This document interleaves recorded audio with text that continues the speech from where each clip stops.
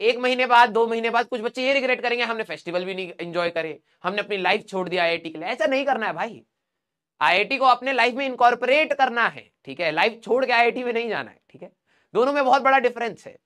Okay, yes, very good very good very good. हाँ, तो yes, और क्या, दिवाली पर आप सभी लोगों को आई थिंक 2 या 3 दिन की तो छुट्टी मिलेगी। अब ये आपकी किस्मत आपकी किस्मत खराब है कि दिवाली संडे को पड़ रही है, ठीक है, लेकिन कोई नहीं, फिर भी आगे पीछे 1 आध दिन का ब्रेक मिलेगा, तो कंपैरेटिवली आपके पास लोड कम होगा। मैं ये नहीं कह रहा हूं कि हम लोग क्लासेस नहीं देंगे, क्लासेस रहेंगी, ठीक है, हम लोग भी उसके लिए तैयार रहेंगे, लेकिन यस, आप सभी लोग कुछ अपना रिवीजन का प्लान बना सकते हैं, कुछ अपने बैकलॉग को कवर कर सकते हैं। और ये नहीं कि सर बैकलॉग कवर करना है तो दिवाली की छुट्टी मिलेगी, तो अभी से ट्राई करते रहिए कि दिवाली तक, दिवाली जैसी खत्म होएगी, सारे फेस्टिवल्स के जो छुट्टियां रहेंगी वो जैसी ही खत्म होंगे, तो एटलीस्ट आप कुछ कवर अप कर ले जाए, ठीक है। कुछ बच्चे सोचते हैं अच्छा मैं सीधे दिवाली पे करूंगा अभी जैसे चल रहा है, नहीं नहीं नहीं नहीं, गेयर अप करना है हमें, ठीक है, यस, वेरी गुड। देखो भाई, रिवीजन करते चलिएगा, ठीक है, अगर आपको लग रहा है कि सर मैं बहुत अच्छे लेवल की रिवीजन नहीं कर पा रहा हूं, ठीक है, दिक्कत सी लग रही है, वो सभी के साथ होगी क्योंकि सिलेबस भी सभी का चल रहा है, ठीक है, लेकिन आप उसमें रिवीजन कर पा रहे हैं, यही बहुत बड़ी बात है। पॉजिटिविटी के साथ इस चीज को करिएगा, ठीक, कोई नई चीज नहीं पढ़नी हमें, ठीक है। हाँ, रिवीजन टाइम बहुत इंपॉर्टेंट है भाई। देखो एंड मोमेंट पे सिलेबस कंप्लीट होगा ना आपके अंदर, हर एग्जाम में जाने से पहले उस रियलिटी को समझिए। भले आपने 2 बार बोर्ड्स दिया है, आपने बोर्ड्स में तो अच्छी से तैयारी करी होगी, 10वीं के में तो अच्छी से तैयारी करी होगी, 12वीं में हैफजर्ड हो जाता है थोड़ा कंपटीशन के चक्कर में, लेकिन याद करिए 10वीं के बोर्ड्स में भी स्टार्टिंग में आपको कितना डर लग रहा था, यार कहीं मैं भूल तो नहीं रहा, क्या मुझे ये चीजें याद है, मैंने तो ये क्वेश्चन नहीं लगाए, उसने तो ये क्वेश्चन लगा लिए। वो जो डर है वो आपके कॉन्फिडेंस को बहुत डिप मारता है, और एग्जाम में जाके जब अगर आपने मेहनत करी होती है ना, तो एग्जाम के 10-15 मिनट स्टार्टिंग का वो डर रहता है, उसके बाद वो नलिफाई हो जाता है। क्यों? क्योंकि आपने मेहनत करी होती है, आपने रिवाइज किया होता है, आपने पढ़ा होता है, वो अपने आप रिकॉल होना स्टार्ट हो जाता है। अगर आपने रिवाइज नहीं किया होता, लास्ट मोमेंट तक सिलेबस पढ़ा होता, तो ये चांसेस बन जाते कि आप एग्जाम में थोड़ा डर के बैठे। डर के बैठे मतलब या पता नहीं ये फॉर्मूला मैं लगा रहा हूं तो सही लगा रहा हूं या नहीं लगा रहा हूं, जितना भी आता है, ठीक है।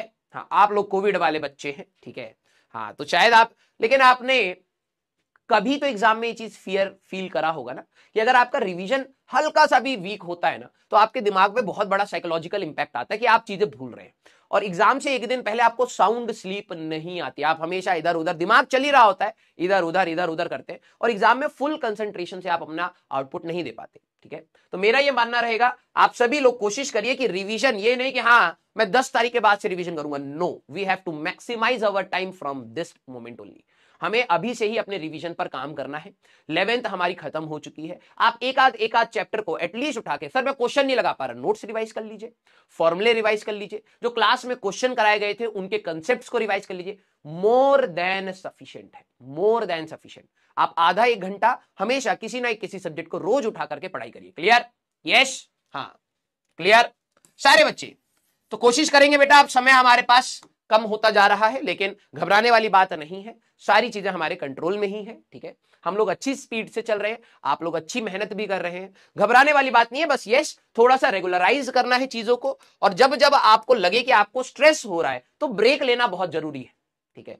आप कई बार ये होता है कि आपको ये फील होता है कि स्ट्रेस के साथ जाते रहेंगे ना तो हमारी पढ़ाई चलती रहेगी, लेकिन एफिशिएंसी खत्म हो जाती है, और it's all about the efficiency. भाई देखो, समय तो सबके पास कम है, कौन एफिशिएंटली पढ़ रहा है वो बहुत मैटर करता है ना। अगर आप इतने 8-9 लाख बच्चों के बीच में अगर आप बैठ रहे हैं, तो जो हाईली एफिशिएंट बच्चे थे उन्हीं का सिलेक्शन होना है। तो आपको अगर लगता है कि एक ब्रेक मेरे को वापस ऑन ट्रैक ला सकता है एफिशिएंटली, तो you should do that. Clear है बेटा? यस, हाँ, डर लगने वाली बात हमेशा रहेगी बेटा, आप चाहे जितना पढ़ ले, ठीक है, जितना पढ़ ले और जितना ना पढ़े, हमेशा आपको डर लगेगा ही, क्योंकि आपको वो एग्जाम आपकी लाइफ को डिसाइड करने वाला है, ठीक है। अब बात यह है कि आप प्रैक्टिकलिटी के साथ जरा सोचिए कि उस डर के साथ जीना है या उसको फाइट करने से ही कुछ बेनिफिट होगा। डेफिनेटली आंसर फाइट वाला ही होगा।